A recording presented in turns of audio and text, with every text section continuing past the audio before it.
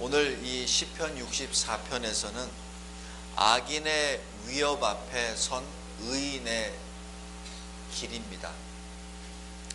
여기 1절 보시면은 하나님이여 라고 부르짖으며 내가 근심하고 있습니다. 내가 그래서 하나님께 부르짖으며 기도하고 있습니다. 그런데 하나님, 원수의 두려움이 사실 굉장히 큽니다.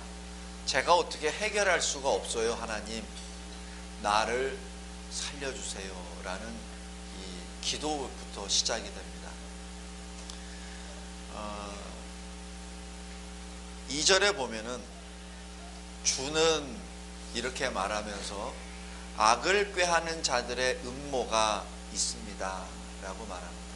자, 여기서부터 2절부터 여기 6절까지 악인의 모습들이 계속 나옵니다. 다윗을 공격할 때 그냥 공격하는 것이 아닙니다. 아주 집요하게 공격합니다. 이것이 악인의 전형적인 모습입니다. 특별히 우리 그리스도인들은 어찌 보면은 굉장히 좀 바보같이 살아요.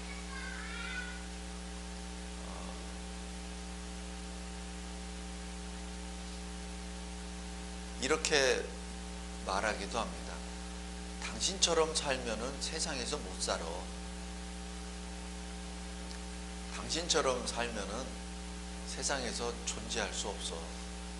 당신처럼 살면은 진급 못해. 당신처럼 살면은 돈 못 벌어. 당신처럼 살면은 이 세상에서 버림받아.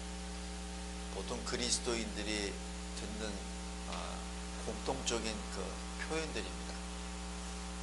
그러나 아주 영악한 사람들, 세상의 논리에 아주 바삭하고 세상적으로 잘 나가는 사람들은 특성이 바로 2절부터 5절까지입니다. 그런다고 해 그 사람들을 전체를 다 제가 매도하는 것은 아니고, 지금 여기서는 그런 사람들이 의인을 공격할 때 그 처세술이 여기 쭉 기록되어 있습니다. 2절 보십시오. 음모합니다. 상대를 죽이기 위해서 음모를 합니다. 음모란 숨어서 한다는 얘기죠. 그리고 자기가 행할 악을 숨깁니다. 음모입니다. 그러나 그리스도인은 음모를 안 합니다. 그리스도인은 내놓고 합니다. 당당하게 내놓고 합니다. 그런데 악인은 숨겨놓고 합니다. 그것이 첫 번째. 두 번째는 악인은 어떻게 공격하냐면은 아주 교묘히 말로 공격합니다. 칼을 들어대기 전에 말로 공격을 합니다. 그래서 그 말이 어느 정도냐면은 3절 보십시오.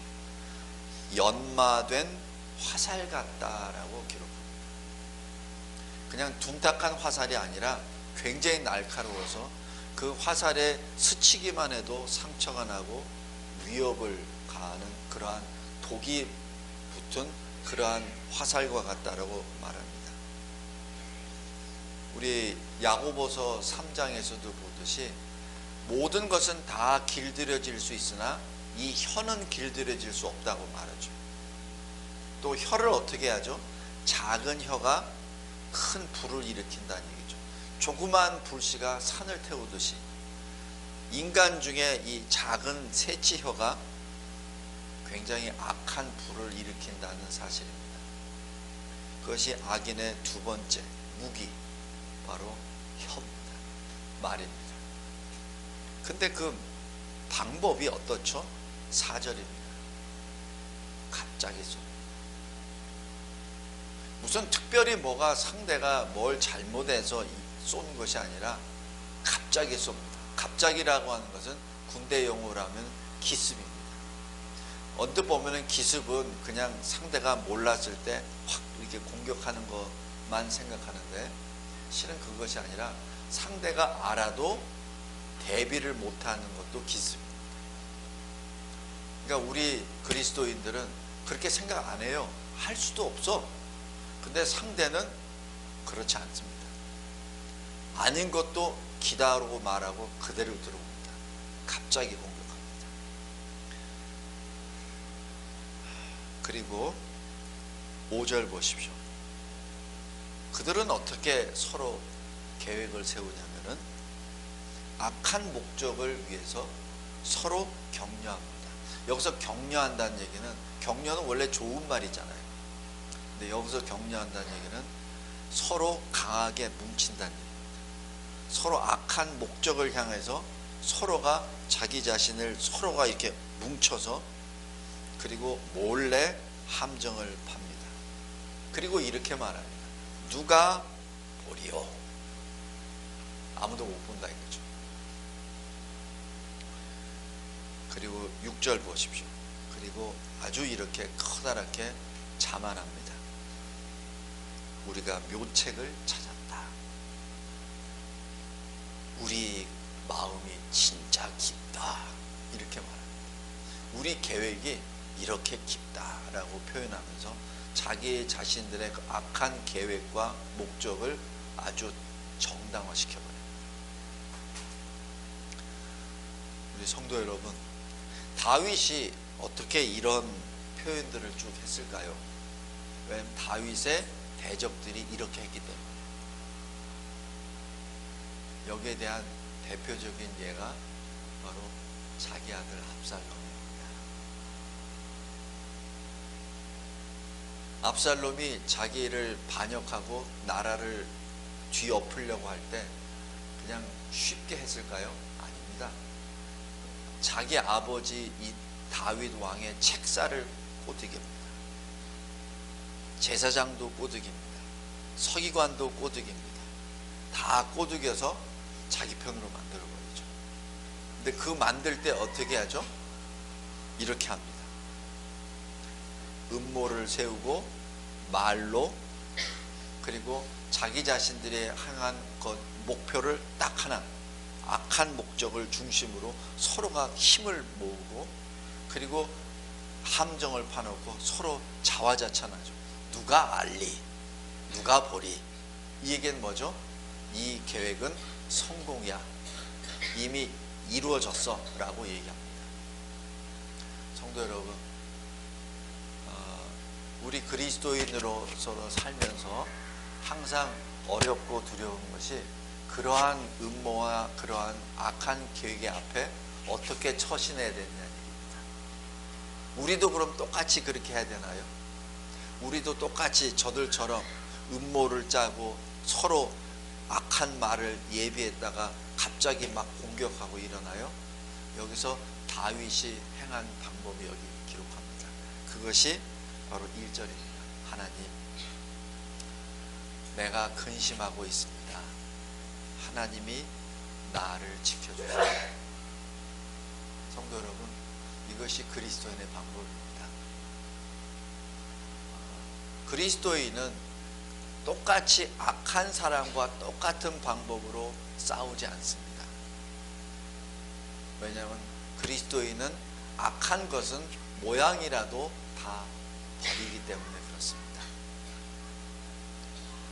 그리스도인은 악한 방법을 악하게 같이 싸우지 않습니다.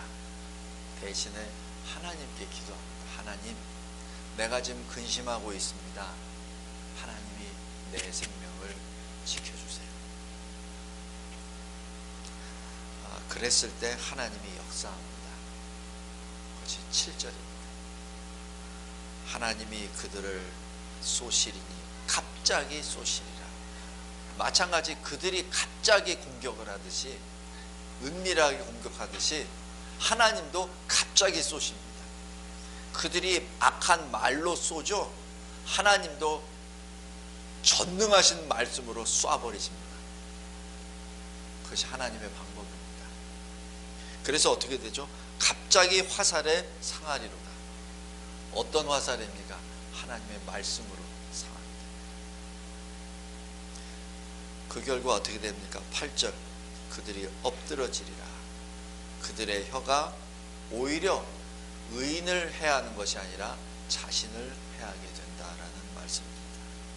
그 결과 어떻게 됩니까? 9절에 모든 사람이 두려워합니다. 다윗을 두려워하는 것이 아니라 그리스도인을 두려워하는 것이 아니라 다윗을 보호하시는, 그리스도인을 보호하시는 하나님을 봤기 때문에 두려워하는 겁니다. 이게 엄청난 역사입니다. 성도 여러분, 왜 야고보서의 5장 16절 보면은 의인의 간구함에는 역사가 있다라고 얘기합니다. 의인의 간구에는 역사가 크다라고 말씀합니다. 그래서 왜 어디가 아프거나 무슨 일 당하면은 장로들에게 기도 청해라, 서로를 기도하게 하라, 이렇게 나오잖아요. 그게 야고보서 5장입니다. 왜? 왜냐하면 의인의 간구에는 역사가 크기 때문에 그렇다. 그것은 그 의인이 힘이 있다가 아니라 의인을 주장하시는 하나님이 역사하시기 때문에 그렇습니다. 이 역사는 히스토리가 아니라 워크입니다. 일을 한다는 얘기입니다. 하나님이 일하신다는 얘기죠. 사람이 일하는 것이 아니라 하나님이 일하시기 때문에 크다는 얘기입니다. 그 결과 의인은 어떻게 하죠? 하나님으로 말미암아 즐거워하며 그리고 하나님을 자랑하게 됩니다. 우리 요한계시록 11장 한번 보시기 바랍니다.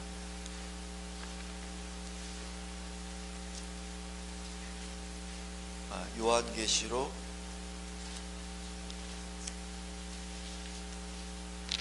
12장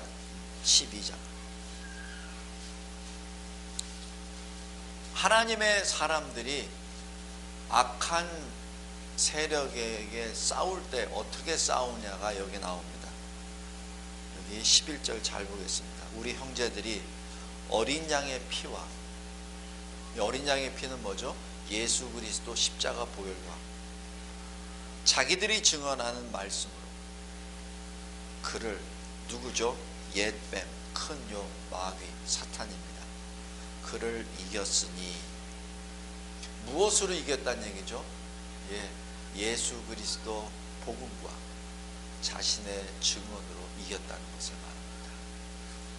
그들은 죽기까지 자기들의 생명을 아끼지 아니하였도다. 여기서 이겼다고 해서 삽니까? 죽습니다. 그들의 육신은 죽습니다. 그러나 그들의 영은 삽니다. 다시 시편 64편으로 들어가겠습니다. 우리가 이 세상을 살면서 세상이 악해지면 악해질수록 처세술은 어떻게 되죠? 우리도 악해져야 된다. 그것이 세상의 논리입니다. 상대가 창을 준비했으면 나는 창과 방패를 준비하고 거기다 화살까지 준비해야 우리가 이긴다고, 그렇게 세상은 가르칩니다. 그것이 사실 맞습니다. 상대가 나를 한 대 때리면 내가 피하고 때린 거에 배는 내가 때려야 나를 공격하는, 그게 세상의 논법입니다.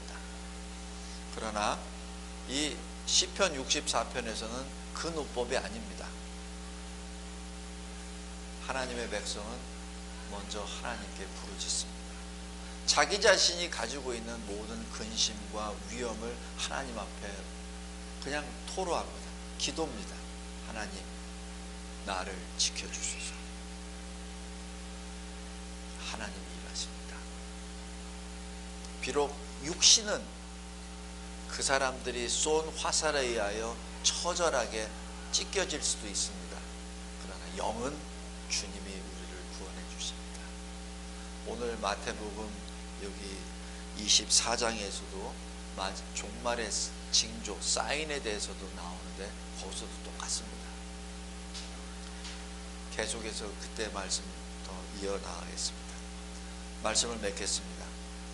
악인들은 자기 자신의 아주 악한 목적을 향하기 위하여 의인을 공격하는데 그때 말로 공격합니다.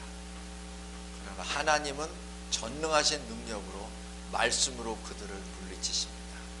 거기에 대하여 세상이 증거요, 의인이 증거입니다. 그래서 의인은 하나님 앞에 찬양을 드리고 세상은 하나님의 행하신 일을 선포합니다. 세상이 선포합니다.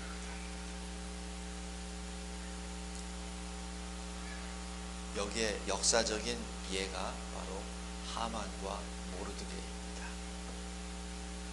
하만이 죽이려고 했었던 그 장 때 자기의 목이 거기에 걸리고, 모르드게를 죽이려고 했었던 그 모든 괴계는 다 사라지고, 그 모르드게를 근거로 해서 멸절시키려고 했었던 유대인들이 일어납니다. 하나님의 역사입니다. 우리 이 나라를 봤을 때도 마찬가지요, 이 세상을 봤을 때도 마찬가지입니다. 맞습니다. 종말에 가면 갈수록 더욱더 악한 세력이 권세를 잇고 의인들이 살기가 어려워짐 맞습니다. 그러나 그 상태에서 우리가 할 일은 하나님께 나아가 예수 그리스도 어린 양의 보혈과 그리고 주님이 주시는 생명의 말씀을 지킴으로 우리가 이겨나아갑니다. 이 신앙을 우리 자녀들에게도 가르쳐 주시기 바랍니다. 왜 우리 자녀들에게 자꾸 신앙교육이 필요하고 예배가 필요하냐면, 어렸을 적에 그 교육을 시켜야만 되고, 그 교육은 그냥 우리 입으로만 이야기하는 것이 아니라 우리의 삶이 그들에게 본이 되어야 합니다. 그랬을 때 우리 아이들이 신앙 안에서 승리합니다. 비록 세상은 우리를 이겼다고 자화자찬할지언정, 그러나 영이 그렇지 않음을 선포합니다. 기도하겠습니다. 하나님 아버지, 감사하고 감사합니다. 두려운 시대, 어려운 시대, 답답한 시대, 갑갑한 시대에 살고 있습니다. 그래서 우리도 또한 이것을 해결하기 위하여 또 그들의 방법을 사용하려는 유혹과 시험 앞에 서 있음을 우리가 알고 있습니다. 그러나 하나님, 오늘 시편 64편처럼 하나님께 부르짖고 모든 것을 하나님의 손에 의지하며 하나님의 행하신 일을 선포하고 자랑하는 하나님의 사람, 그리스도인으로 세워주신 은혜 진심으로 감사합니다. 저희들의 삶을 주께 드리오니 기뻐받아 주시옵소서. 아버지 하나님, 거룩한 주일에 거룩한 주의 성도들과 함께 모여 거룩하신 하나님께 예배드리게 하심에 감사합니다. 이 예배를 통하여 저희들의 받은 말씀으로 이 세상을 이기고 또 이겨 나아갈 수 있도록 도와주시고, 저희들에게 맡겨주신 귀한 자녀들, 후손들에게 이 믿음을 전하게 도와주시옵소서. 우리들의 삶이 그들에게 믿음을 전하는 선한 그릇, 도구가 되게 해주세요. 하나님, 세상 속에 열심히 살던 우리 성도들, 지친 육신을 가지고 이곳에 왔습니다. 이곳에서 새 힘을 얻고 말씀으로 용기를 얻고 더욱더 강한 믿음으로 걸어가게 하옵소서. 아버지, 이 나라를 긍휼히 여겨주시고 혼란 속에 있는 이 나라가 다시 주님의 은혜로 회복되게 역사해 주시되, 교회가 먼저 회개하고 그리스도인들이 먼저 부르짖으며 마음을 찢으며 기도하며 각자를 위하여 이 나라를 위하여 기도하는 거룩한 일들이 일어나게 하옵소서. 그리하여 우리 때만 뿐만 아니라 우리 자손대, 우리 주님 다시 오실 그때까지 하나님께 경배와 예배와 찬양을 드리는 그러한 거룩의 행진이 계속해서 이어지게 역사해 주시옵소서. 아버지, 이 교회에 주님이 허락하신 어린이 복음학교, 또 4월 13일에 있는 천국잔치를 준비케 해주심에 감사합니다. 어렸을 적에 복음을 듣게 하여 주시고 어렸을 적에 천국의 소망을 마음에 새기게 도와주세요. 그래서 우리 아이들이 늘 믿음 안에서, 주 안에서 잘 자라 하나님의 든든한 기둥들이 되게 도와주시옵소서. 아버지, 감사합니다. 감사합니다. 오늘 말씀을 통하여 주시는 마지막 종말의 사인에 대하여 또 이를 통한 주님이 주신 교훈을 마음에 새기며 이 세상을 살기를 원합니다. 마음 문을 열어주시고 저희들의 눈과 귀와 입을 열어주셔서 오직 하나님의 영광만을 선포하고 바라보게 하옵소서. 예수 그리스도의 이름으로 기도드리옵나이다. 아멘.